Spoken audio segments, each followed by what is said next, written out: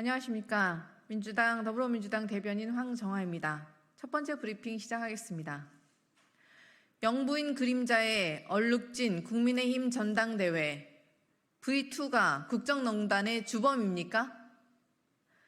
집권 여당 국민의힘의 전당대회가 김건희 여사의 당무 개입 논란으로 눈 뜨고 보기 힘든 진흙탕 싸움이 되었습니다. 김건희 여사가 전당대회의 핵심 의제라니 낯 부끄럽지 않습니까? 김건희 여사는 영부인이라는 호칭도 쓰지 않고 아내의 역할에만 충실하겠다 약속하더니 당무에 전방위로 개입한 것은 물론이고 댓글팀을 운영했다는 의혹마저 제기되고 있습니다. V2라는 단어가 세간에 떠도는 것 자체가 비선 실세의 국정농단을 떠올리게 합니다. 대통령 관저 수의계약 의혹, 주가 조작 방탄 수사, 명품백 수수와 알선 수재를 넘어 이제는 공직자 인사와 불법적 수사 외압까지 V2 김건희 여사가 거명되고 있습니다. 김 여사의 주가 조작 공범이 임성근 전 사당장 구명은 물론 고위급 인사에 개입했다는데 그 뒷배가 누구겠습니까? 윤석열 정권에서 벌어지는 불법, 위법, 탈법의 공통 분모가 모두 김건희 여사로 모아지고 있으니 기가 막힙니다. 주가 조작 세력이 이제 뒷배를 두고 국정까지 조작하고 있습니다. 지금까지의 정황만으로도 총체적인 국정농단입니다. 이런데도 김 여사를 둘러싼 논란에 무조건 잡아떼기만 하는 대통령실의 모습은 머리를 땅에 묻은 타조와 같습니다. 머리를 숨겨도 꼬리는 감추지 못하듯 진실은 결국 드러납니다. 더불어민주당은 국민으로부터 위임받지 않은 비선 권력의 국정농단을 좌시하지 않겠습니다. 윤석열 대통령 탄핵 청원 청문회에서 하나하나 따져 묻겠습니다. 또한 해병대원 순직사건 특검법, 김건희 특검법을 관철해 국정농단 세력을 심판하겠습니다. 두 번째 브리핑 시작하겠습니다. 대통령 부인과 법무부 장관이 여론 조작에 앞장선 의혹에도 마이동풍입니까? 국민이 납득할 해명을 내놓으십시오. 국민의힘의 집안 싸움이 점입 가경, 극으로 치닫고 있습니다. 김건희 여사에 이어 한동훈 후보마저 댓글팀을 운영해 여론을 조작했다는 의혹이 제기되었습니다. 어제는 한동훈 후보의 여론 조성팀 의혹을 구체적으로 뒷받침하는 텔레그램 메시지까지 공개됐습니다. 공개된 메시지에는 참여연대 조지는데 요긴하게 쓰시길, 장관님께도 보고 드림, 한동훈은 주요 자원이니 자연스럽게 띄워달라는 등의 내용이 담겨 있었습니다. 법무부 장관일 때부터 한동훈 후보의 여론 조성팀이 있었다니 끝도 없는 위법, 탈법 정황에 경악을 금할 수 없습니다. 이것이 법치를 최우선 가치로 집권한 세력, 사법 정의를 외치던 검찰의 실체입니까? 한동훈 후보는 윤석열 대통령의 오리발 수법을 따다 배운 듯 구체적 해명 없이 아니라고만 잡아떼고 있습니다. 그런 사실이 없다는데 왜 구체적 증거가 나옵니까? 김건희 여사의 댓글팀부터 법무부 장관의 여론 조작 의혹까지 이 정도면 검경이 수사에 나서야 하는 것 아닙니까? 윤석열 정부 검찰과 경찰은 살아있는 권력에 알아서 꼬리 내리는 가드독입니까? 여론조성팀이 실제했다면 윤석열 정부의 여론조작 게이트입니다. 어물쩍 넘어가려고 하지 말고 국민께서 납득할 수 있는 해명을 내놓으십시오. 국민께서는 윤석열 정권의 여론조작 의혹을 묵과하지 않을 것입니다. 김건희 여사, 한동훈 후보 모두 국민의 물음에 책임 있게 답하길 바랍니다. 네, 이상입니다.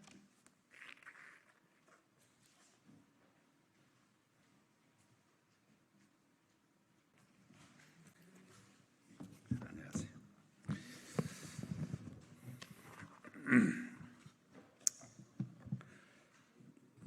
네, 논산 계룡 금산 지역구를 두고 있는 황명선 의원입니다. 이번 폭우로 인해서 아주 굉장히 큰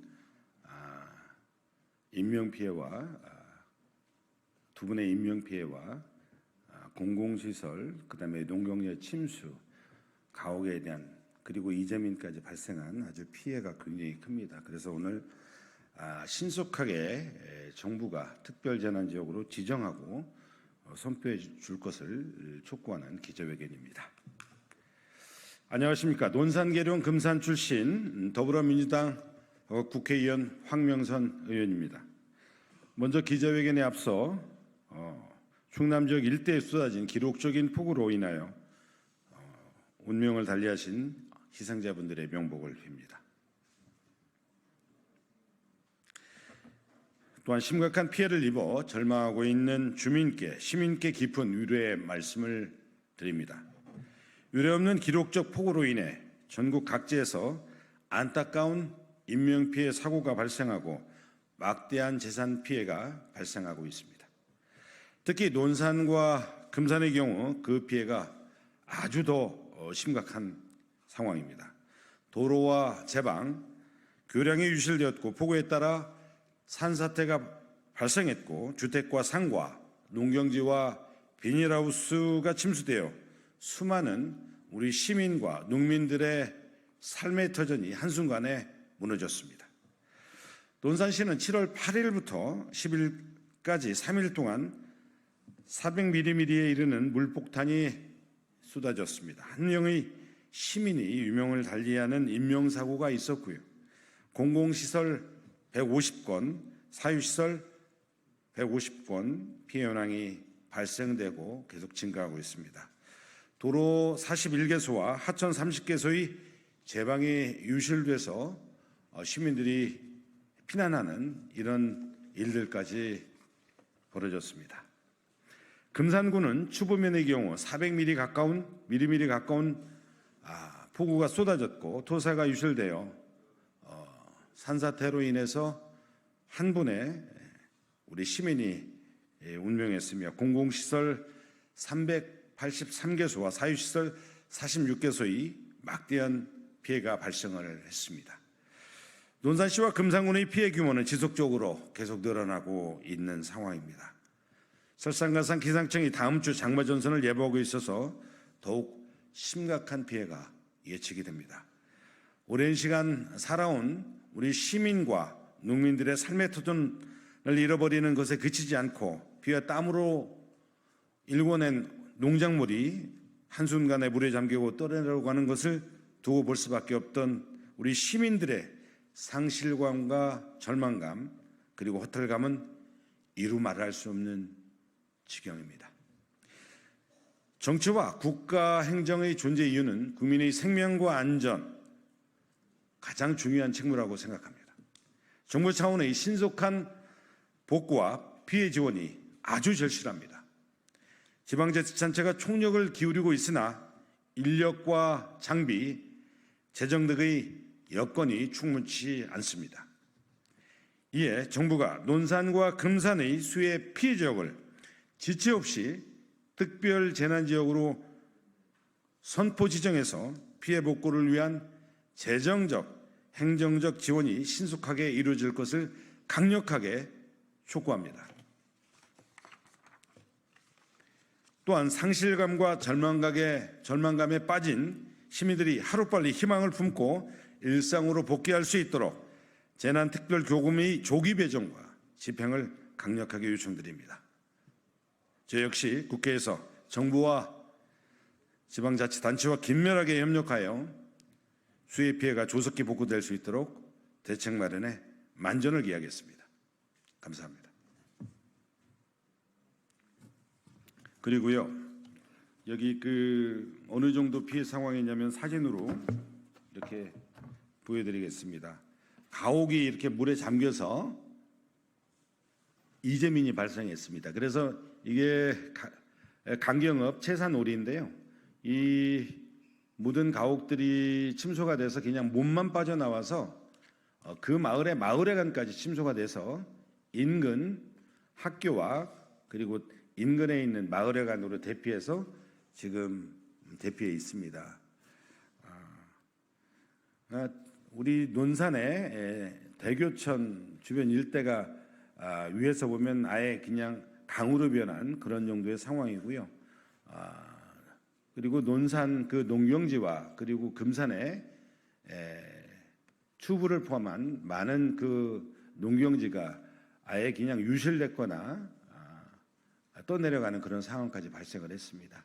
신속하게 특별재난지역으로 선포를 해주시기를 바라고요. 그리고 교부금도 신속하게 이루어져서 우리 시민의 생명과 안전을 지켜낼 수 있도록 현장에서 지방 정부들이 책임 있게 할 수 있도록 국가와 정부가 나서주기를 강력하게 요청합니다. 감사합니다.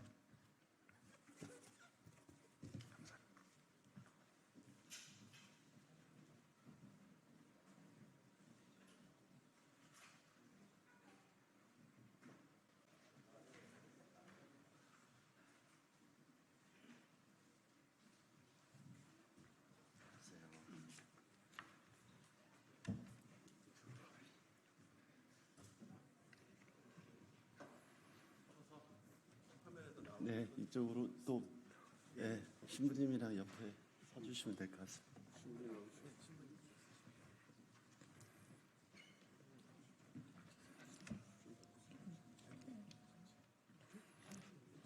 네, 한 줄로 서셔야지 화면에 잡힐 수 있을 것 같습니다. 네, 조성호 의장님 옆에 서시죠.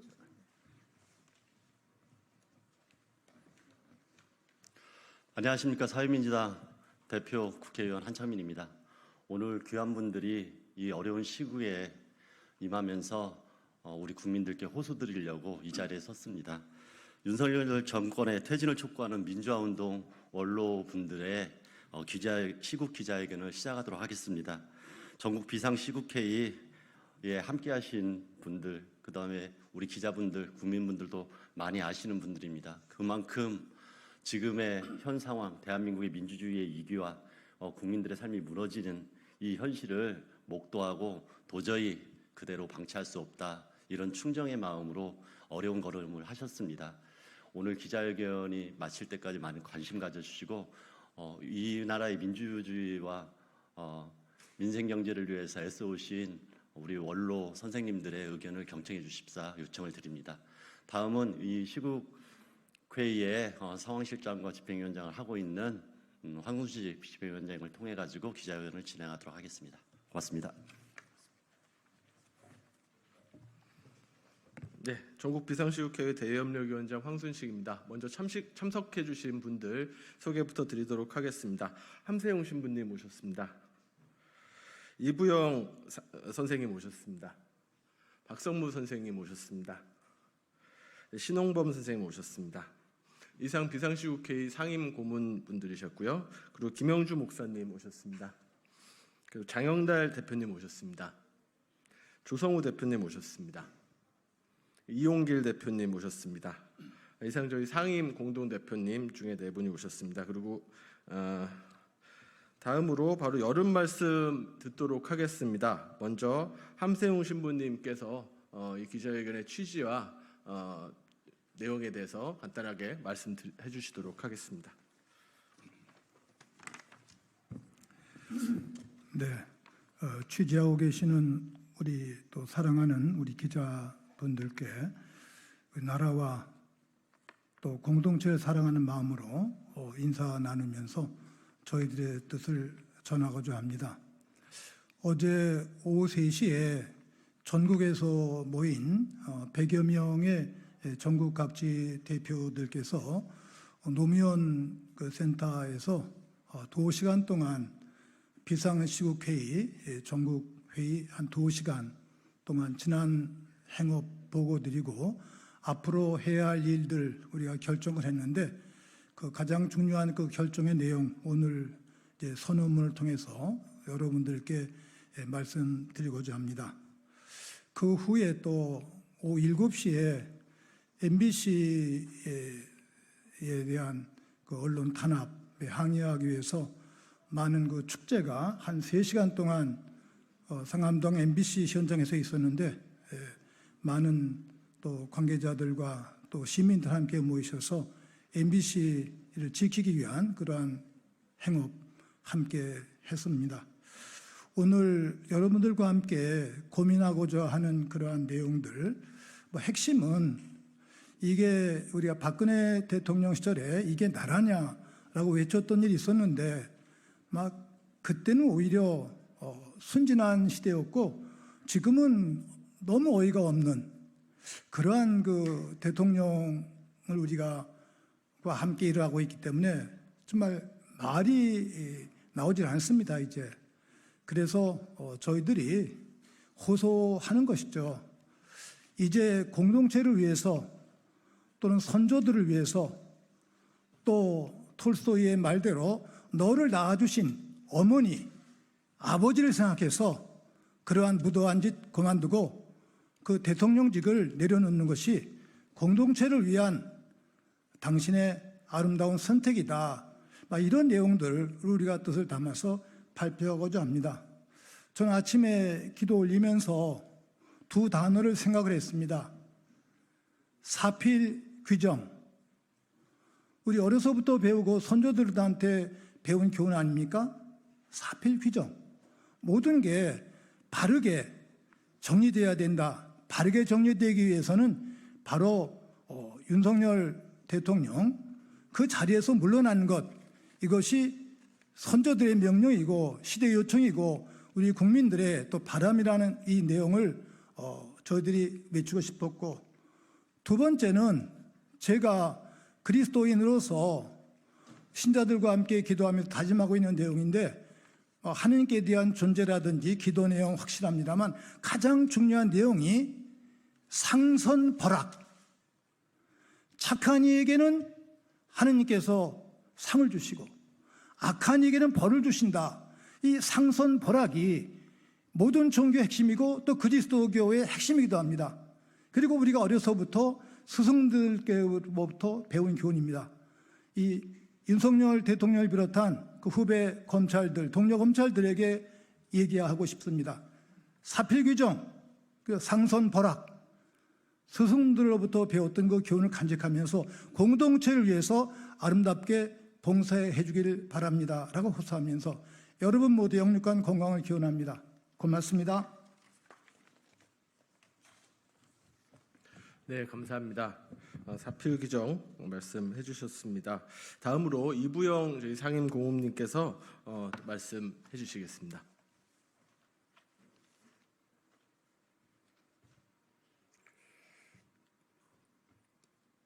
언론인 여러분 반갑습니다. 올해는 1974년 10월 26일 자유언론 실천선언이 발표된 지 50년이 되는 해입니다. 그 당시 저희들이 유신체제 아래서 다른 많은 민주화 운동을 지향했던 분들과 함께 그 뜻을 모아서 노동조합을 결성하고 자유언론 실천선언을 했던 것은 오늘날 윤석열 정권의 이와 같은 비참한 모습을 보려고 했던 건 아닙니다. 수많은 민주화 운동을 통해서 또 자유언론 운동을 통해서 우리들은 우리 조국을, 사랑하는 조국을 민주주의와 언론 자유가 꽃피우는 그런 나라를 만들려고 노력을 했습니다.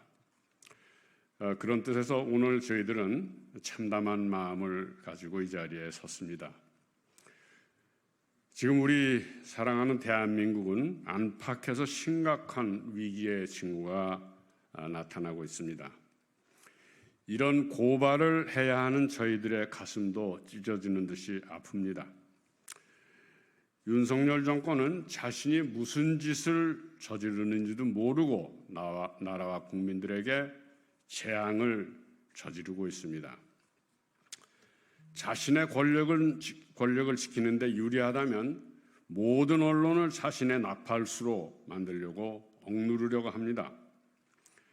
마지막 남은 공영방송 MBC의 목을 졸라 죽이려 들고 있습니다. 지난날에 박정희의 유신 권력이나 80년 광주 살력을 저질렀던 전두환의 오공독재가 어떤 말로를 맞았는지 똑똑히 기억해야 할 것입니다. 치욕스럽고 비참한 말로를 맞이하려는 것이 아니냐, 이렇게 경고합니다. 우리는 윤석열 정권도 그 위에 말한 정권들과 같은 길을 걷는 것을 바라지 않습니다. 지난 50년 반세기 민주주의와 언론 자유의 길을 가달라는 충정을 윤석열 정권에게 귀담아 듣기를 간절히 바랍니다. 이상입니다.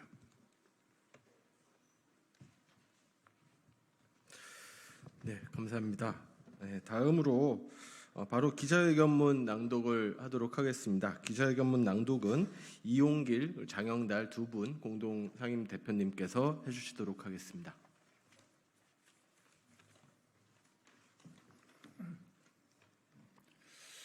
국민 여러분께 호소합니다. 윤석열 정권을 조기 종식시킬 범국민 대우가 절실합니다.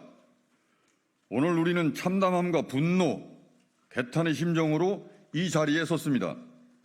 윤석열 정권이 등장 이후 한국 사회가 직면하고 있는 비상한 위기 상황은 날로 악화되고 있습니다. 윤석열 정권은 권력을 사유하고 있습니다. 국민에게 부여받은 권력을 자신과 자신의 아내, 장모, 검찰, 선후배를 보호하기 위한 도구로 사용하는 것이 바로 윤석열 정권입니다. 거듭되는 거부권 남발은 권력 사유화의 극치를 보여주고 있습니다. 윤석열 정권은 민생을 파탄으로 몰아가고 있습니다. 세계적인 경기 침체가 몰고 온 고물가와 실업 불안으로 노동자, 농민, 서민, 자영업자와 같은 사회 경제적 약자들의 고통은 지속되고 있습니다. 시대착오적인 부자 감세와 복지 축소 정책으로 빈부격차는 확대되고 재정 불안마저 초래되고 있습니다. 고속도로 노선 변경 등에서 나타났듯 공적 권한을 사적 이익을 위해 사용하는 것이 윤석열 정권입니다. 윤석열 정권의 무능하고 무지한 애교 정책은 이 땅에 전쟁 위기를 몰고 오고 있습니다. 국제사회의 다급과 추세를 역류하면서 미국의 돌격된 노릇을 자임하는 현 정권이 철저한 대미 추종의 애교 노선과 즉시 강력히 끝까지와 같은 강경 일변도의 대북 정책으로 인해 전쟁 위기가 고조되고 있습니다. 9.19 군사합의 효력을 정지시키고 불필요한 대북 비난을 반복하면서 서해와 군사 분계선에서 사격 훈련을 감행하는 망동들은 한반도의 평화와 번영에 대한 의지와 능력이 없음을 여실히 증명하고 있습니다.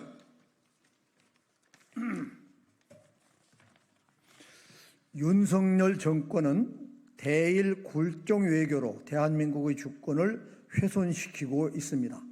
100년도 더 지난 일에 무릎 꿇고 사과하는 일은 인정할 수 없다고 하면서 일본의 과거 범죄에 면죄부를 주려는 자가 우리 대한민국의 대통령이라는 사실은 도저히 납득하기 어렵습니다. 더 나아가 우리 영토인 독도를 호시탐탐 노리는 일본과 동맹을 맺으려는 자들이 집권 여당이라는 사실은 우리를 경악해 하고 있습니다. 급기야 일본 정부의 비상식적인 횡포로 한국 기업의 이익이 심각하게 침해받는 상황에서도 항의는커녕 변명을 대신해주는 어처구니 없는 대응으로 국가 위상의 추락을 자초하고 있습니다. 윤석열 정권은 총선의 민심을 역행하며 국민과 싸우려 하고 있습니다. 국민들은 윤석열 정권의 무능, 부패, 무도, 무법에 대한 경고의 의미로 총선 참패를 안겼습니다. 그러나 총선 이후에도 윤석열 정권의 안하무인과 적반하장은 지속되고 있습니다. 이제 국가적 재앙만을 몰고 오는 윤석열 정권의 국가 파괴 행위를 더 이상 두고 보고만 있을 수는 없습니다. 윤석열 정권에 대한 전면적 거부는 설 수 없는 시대적 요구가 되고 있습니다. 1970년대 이후 이 땅의 민주화를 위해 투쟁해온 우리 비상시국회의는 총선 심판의 민심을 외면하는 윤석열 정권의 퇴진 투쟁에 나설 것입니다. 윤석열 정권은 더 이상 나라를 망가뜨리지 말고 당장 물러날 것을 촉구합니다. 전국 비상시국회의는 국민들과 함께 연대와 단합의 기치를 높이 들고 윤석열 정권의 조속한 퇴진을 위해 힘차게 투쟁할 것입니다. 우리 전국 비상시국회의는 일제강점기 민족해방운동과 해방 후 반독재 민주화운동, 자주화 평화운동의 역사적 맥을 계승하여 민주주의와 민생, 평화를 향한 범국민운동에 동참해 왔습니다. 우리의 투쟁은 더 정의로운 민주공화국, 더 좋은 국민의 삶이라는 내일의 역사를 향해 전진하려는 우리에겐 피할 수 없는 의무입니다. 국민 여러분께 호소합니다.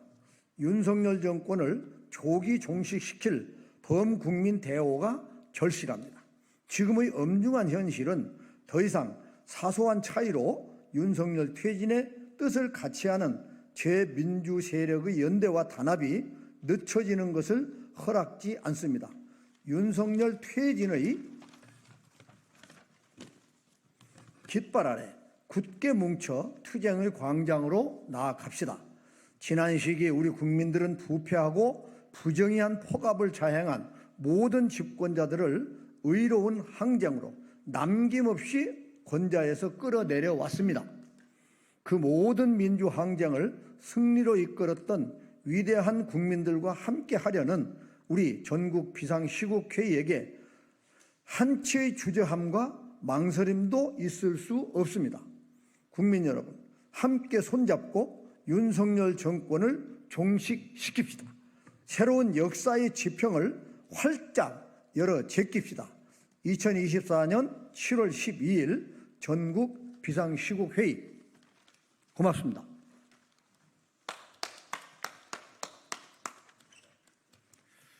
네, 감사합니다. 이 선생님들의 절박한 외침과 주장들을 우리 언론인 여러분들께서 잘 다루어 주시기를 부탁드리겠습니다. 이것으로 기자회견을 마치고 혹시 질문이 있으시면은 이 앞에서 또 받도록 하겠습니다. 감사합니다. 수고했습니다. 고맙습니다.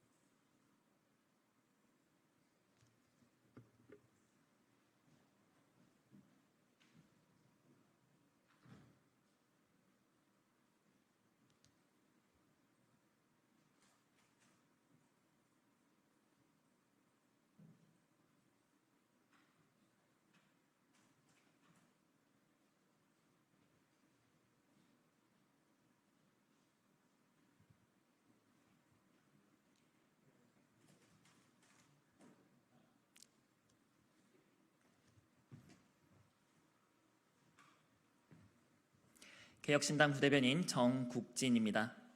유튜버 찌양의 교대폭력 피해 고백, 실태 조사와 법적 보완이 필요합니다. 라는 주제의 논평 발표 올리겠습니다. 대한민국 국민이 가장 좋아하는 유튜버 1위, 1,000만 넘는 구독자를 가진 쯔양마저도 성폭력 피해를 피해갈 수 없었습니다. 그는 전 남자친구로부터 4년간 지속적인 폭행과 금전 갈취를 당하는 교제 폭력 및 불법 촬영물, 협박 등을 당했다고 털어놓았습니다. 최근 버닝썬 사건이 재조명되면서 고 구하라 씨에 대한 교제 폭력 및 불법 촬영물 협박도 대중의 화제에 올랐습니다. 교제 폭력은 3년 새 신고는 57% 증가했지만 매년 검거율은 2% 수준에 불과합니다.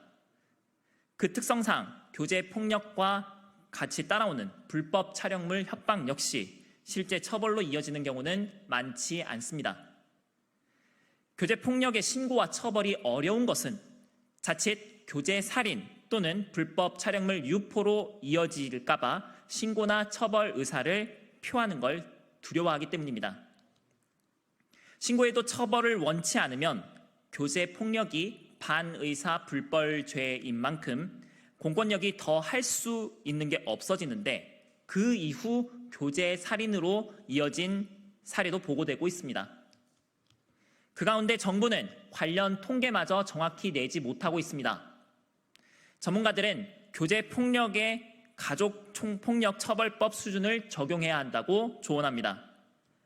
법률혼 관계는 물론이고 결혼 예정자나 애인 수준의 친밀한 관계까지 다루고 나아가 교제 폭력은 반의사 불벌 조항도 삭제할 수 있어야 하겠습니다.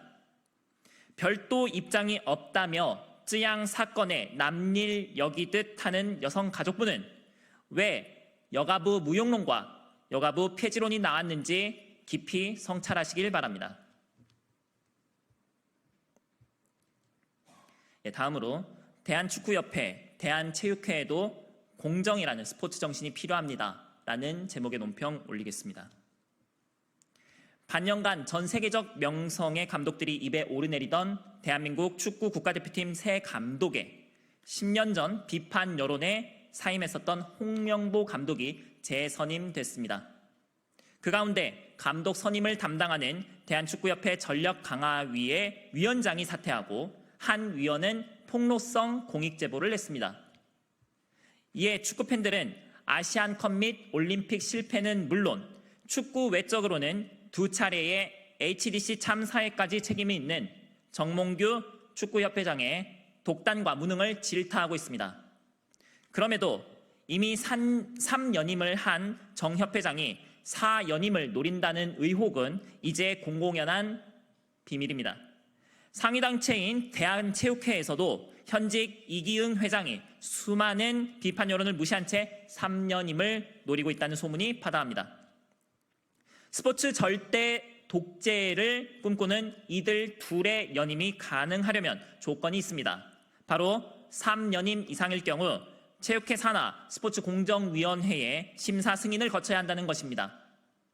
제왕적 권한을 가진 체육단체 협회장들을 그나마 견제할 수 있는 수단이었는데 이 연임 제한 규정마저 삭제하겠다는 게 현재 체육회의 입장입니다. 지방체육회와 종목단체는 인물난이 심각하다는 이유를 댔지만 현행 정관으로도 큰 무리가 따르지 않습니다. 그런 경우에만 예외를 두는 식으로 접근했어도 될 일을 인물난과 관계가 없는 곳에서까지 일괄적으로 적용하려 드니 문제가 됩니다.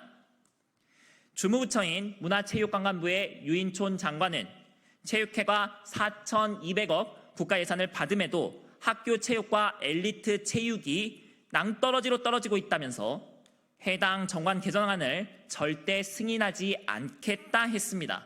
공감합니다. 유 장관은 더 나아가 대한체육회와 축구협회의 문제도 살필 수 있어야 하겠습니다. 지난 2월 아시안컵 실패로 비난 여론이 드높을 때 그는 경고든 제재든 마땅한 책임을 물을 것이라고 했으나 아직까지 후속 조치가 보이지 않습니다. 원칙과 공정성이 스포츠의 핵심 가치라고 유 장관은 공언했습니다. 파리올림픽을 앞두고 이 말이 빛나는 조처가 추가적으로 있기를 기대합니다. 마지막으로 노무현 사위에게 부엉이 바위 그거라는 개딸, 당신들이야말로 왜 대선에서 졌는지 곱씹기 바랍니다. 라는 제목의 논평 발표에 올리겠습니다. 곽상원 더불어민주당 의원이 원내 부대표직을 사퇴했습니다. 민주당이 내건 검사 5인에 대한 탄핵안 중 1인에 대해 기권표를 던졌다는 이유로 개딸의 표적이 되자 내린 결정입니다. 이 과정에서 당 지도부에서 빈말로라도 만류하는 목소리는 없었다고 합니다. 되려 사퇴 전 이재명 당대표 후보가 검사 탄핵 반대는 내란 시도라고 말한 것이 영향을 미쳤습니다. 제안 설명만 듣고 찬반을 판단하기에는 근거가 불충분하다고 생각했다고 차분히 곽 의원이 입장을 밝혔음에도 개딸들은 꿈쩍도 않았습니다. 반대도 아니고 기권, 5명 중에 단 한 사람에 대해서만이었는데도 그랬습니다. 개딸 사이에서는 노무현 전 대통령의 비극을 떠올리게 하는 장인이 왜 부엉이 바위에 올라갔는지 곱씹으라는 막말까지 등장했습니다. 일단 이런 말을 하고 그것을 추켜 세우는 사람들이 과연 진보인지, 그 당이 노 전 대통령을 계승한다고 말할 자격이 있는지 의문입니다. 이재명 후보가 당대표직에 재출마하면서 내건 먹사니즘과 기본 시리즈에 역시나 찬양 일색인 개딸들이야말로 곱씹길 바랍니다. 대선에서 왜 윤석열 같은 후보에게마저 질 수밖에 없었는지 말입니다. 바로 막사니즘으로 점철된 기본도 안 된 후보를 국민들 앞에 들이밀었기 때문이었습니다. 가능할지 의문이나 이번 전당대회든 혹은 후에 있을 이재명 후보에 대한 법원 선고든 계기가 되어서 이에 대한 처절한 반성이 있기를 바랍니다. 감사합니다.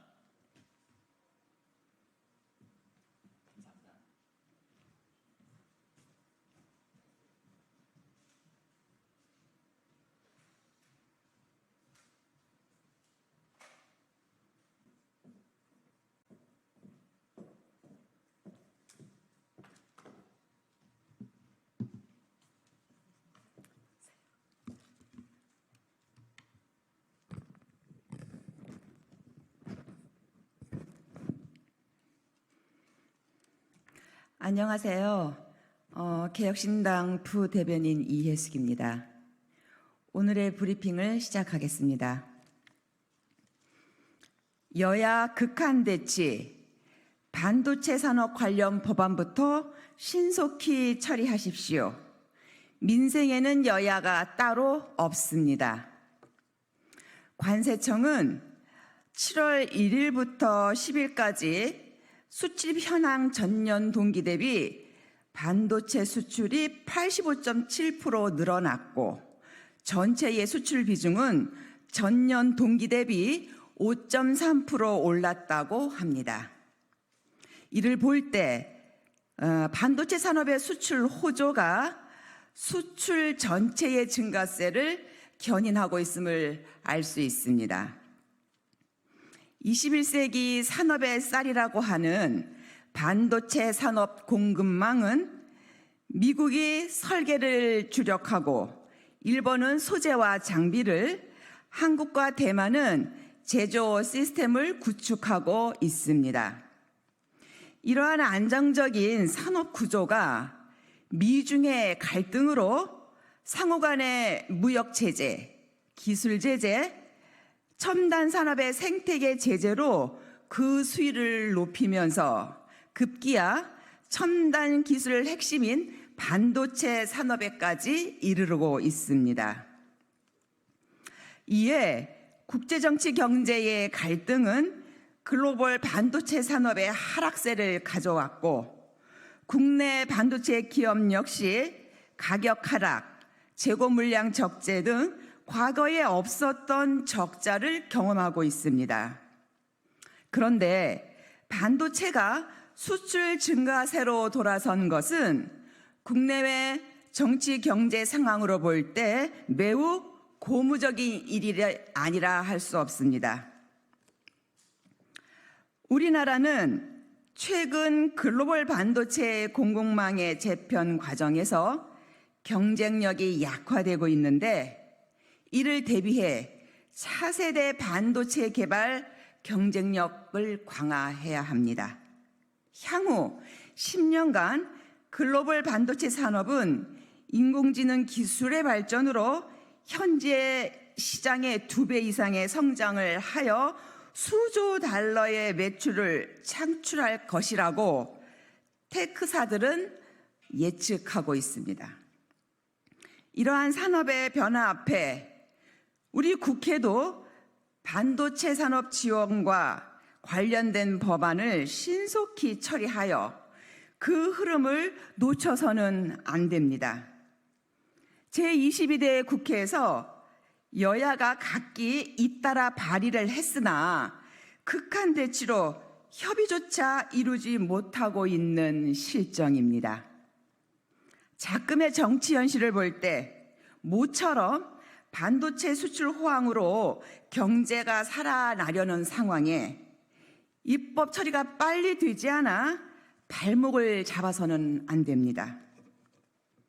국민이 먹고 살아가야 하는 문제 앞에 악영향을 끼치는 여야의 싸움은 즉시 멈추십시오. 국회의 존재 가치가 무엇인지 제고해 봐야 할 시점입니다. 여야가 권력 유지와 그것을 빼앗기 위한 이전 투구는 그만 그치고 글로벌 시장 변화 앞에서 살아남기 위한 입법을 하루빨리 해 주십시오. 그것이 협치입니다. 개혁신당은 국민을 위한 대한정당으로 만들어 나가겠습니다. 감사합니다.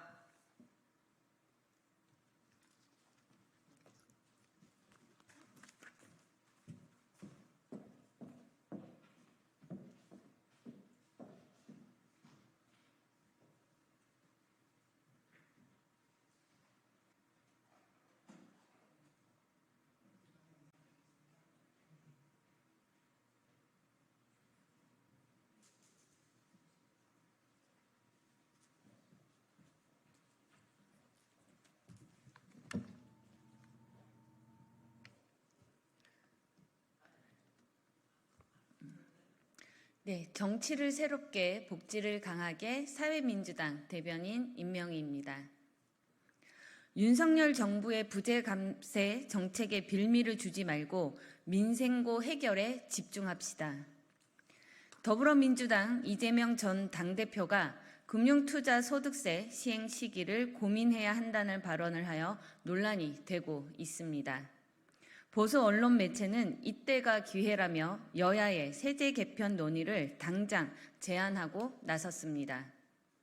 지난 더불어민주당 박찬대 원내대표와 고민정 의원의 종부세 폐지 논란과 같은 상황입니다. 모두가 알고 있듯이 금투세는 거래세를 폐지하고 도입하는 것으로 문재인 정부 시절 여야 합의로 통과되었고 22년 윤석열 정부에서 여야 합의로 유예되었습니다. 문제는 금투세 시행이 유예되면서 단계적으로 낮춰온 거래세가 폐지되어 세수 결손이 예상됩니다. 윤석열 정부의 법인세, 종부세 등 부자 감세로 재정 적자가 심각합니다. 우리 국민들에게도 말씀드립니다. 금투세 과세 대상은 전체 투자자 중 1%에 불과합니다. 핵심은 부자 감세입니다. 윤석열 정부는 최근 법인세 추가 인하, 상속세 최고 세율 30% 인하, 종부세 폐지 등 부자 감세 정책을 강하게 드라이브 걸고 있습니다. 부족한 세수를 부가가치세 인상 등 서민 증세로 채우겠다는 계획도 포함되어 있습니다. 개혁적인 정치 세력이 온 힘을 합쳐 윤석열 정부의 부재 감세 정책을 막아내고 민생을 챙기며 경제를 되살릴 재정을 올바른 방향에서 확보해야 합니다. 심지어 내년도 최저임금이 고작 1.7% 인상된 1만 30원입니다. 부자 감세에 불이 붙지 않도록 시민들의 호주머니가 더 텅 비지 않도록 정치권이 제대로 된 방향을 잡아갑시다. 감사합니다.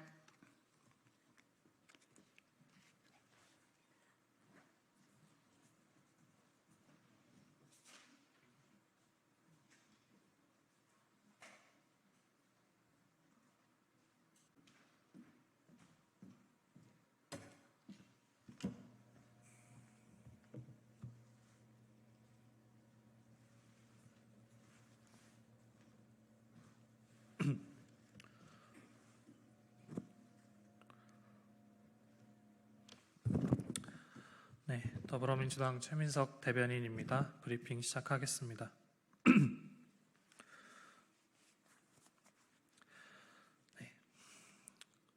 독도 야욕을 멈추지 않는 일본의 방위백서. 윤석열 정부는 협력 파트너라는 말에 이용당하고 있습니다. 일본 정부가 방위백서에 또다시 독도를 자국 영토라고 강변했습니다. 역사적, 지리적, 국제법적으로 명백한 대한민국 고유 영토인 독도에 대한 탐욕을 멈추지 않는 일본 정부의 날강도 같은 주장을 강력 규탄합니다. 일본 정부는 이번 방위백서에서 한국을 국제사회에서 여러 과제 대응에 파트너로 협력해 나가야 할 중요한 이웃나라라고 규정했습니다. 한 손으로는 안보 협력을 하겠다면서 다른 한 손으로는 우리 영토에 침을 흘리는 이중적 행태는 일본이 믿을 수 없는 국가임을 증명하는 것입니다. 이런 일본의 선의만을 믿고 반컵의 물잔을 채우겠다며 일본군 강제동원 피해자들에게 제3자 변제를 강요한 윤석열 정부의 미련함에 다시 한번 통탄을 금할 수 없습니다.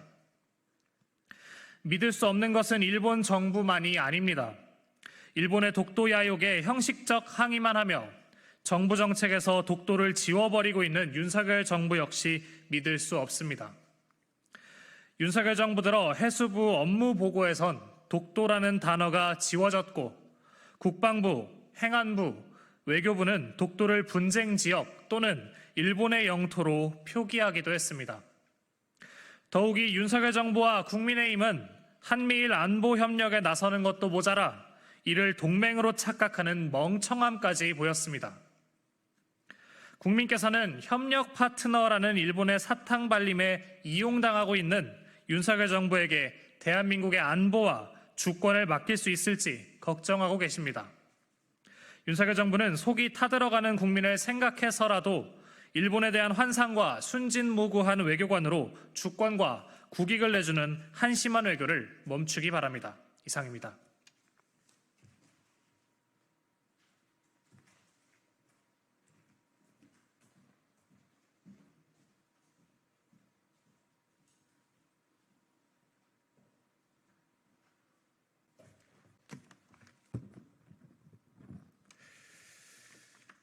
네, 오늘 대통령실의 청문회 증인 출석 요구서 송달 거부, 방해 행위와 관련된 논평을 발표하겠습니다.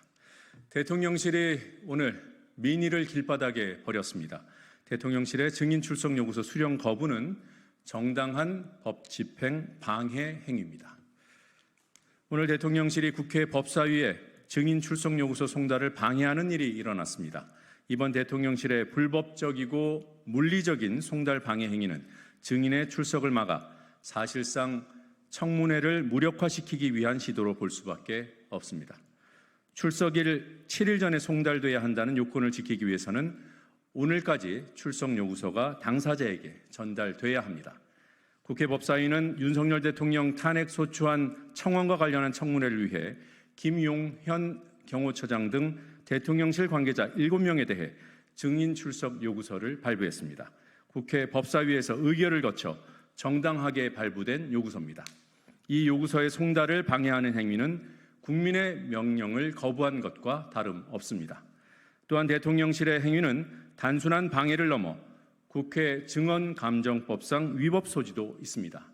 국회 증언감정법 제12조에 따르면 증인 출석 요구서 수령을 고의로 회피한 증인은 3년 이하의 징역 또는 1천만 원 이상 3천만 원 이하의 벌금에 처해지도록 규정하고 있습니다. 특히 대통령실은 증인 출석 요구서의 수령을 거부하다가 야당 법사위원들이 대통령실 안내실 사무실에 두고 온 요구서를 밖으로 가져나와 길바닥에 버렸습니다. 이는 대통령실이 민의를 길바닥에 내팽개친 것과 같습니다. 국민은 윤석열 정권이 순직 해병 사건 수사 과정에서 외압이 있는지 밝히고 김건희 여사의 명품백 수수 의혹과 주가 조작 그리고 양평 고속도로 노선 조작의 진실을 밝히라고 명령했습니다. 대통령실 증인들은 위법 행위를 중단해야 합니다. 아무리 거부해도 증인 출석 요구서는 이미 송달됐습니다. 7월 19일과 26일로 예정된 청문회에 반드시 참여해야 합니다. 더불어민주당은 향후 청문회를 통해 무도한 국민 무시 정권의 실체를 세상에 낱낱이 알리겠습니다. 이상입니다.